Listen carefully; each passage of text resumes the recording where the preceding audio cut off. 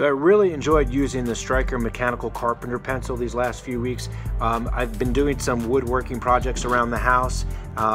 This is obviously just something that I cut from it, but it has worked really well. So right here I'm going to show you the difference between the Striker mechanical carpenter pencil and a traditional carpenter pencil, and to show you just how dark it is or how light it is on different substrates. So I have metal, wood, and plastic, and I'll show you the difference. So I'm going to go ahead and mark an X with the Striker, not putting that much pressure, you know, normal writing pressure. It's right there, and here's a traditional pencil. So I know it's a little bit harder to see on here, but the Striker pencil is definitely darker. And here's another comparison I did before. This is a Striker and this is a traditional carpenter pencil, and the Striker is definitely a little bit thicker, but it's also a little bit darker, at least on wood. So if we go to metal, so it's like a little metal junction box, and I use the traditional, and this is, metal is hard to really, you know, write on anyway with a pencil. You see that right there. And then let's see if I can do that. They're both really hard. I think the traditional mechanical carpenter pencil, at least on this type of metal, like a utility box, is a little bit darker, but they're both really hard, and I don't think you would use that on either of these. And then we have plastic. So here's a plastic example. There's the Striker. See that, nice and clear.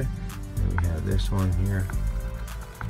Also relatively clear, but the Striker is definitely darker. So if you're working on something and you need to see darker lines, easier to use mechanical carpenter pencil, don't have to look for that sharpener. Look at the tip on this one, it's already crazy. You can either get a utility blade or find that special cutter for that, which is always a pain because I can never find it, or outlet. That's one. So it might be a little bit easier to see here.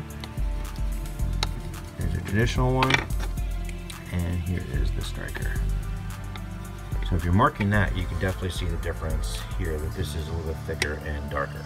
When I was doing a project, I had both this and my traditional carpenter pencil, and of course that thing got dull. I had to find either the sharpener or the utility blade, where this, honestly, I could just click the button and then more of the lead comes out, the Dura lead.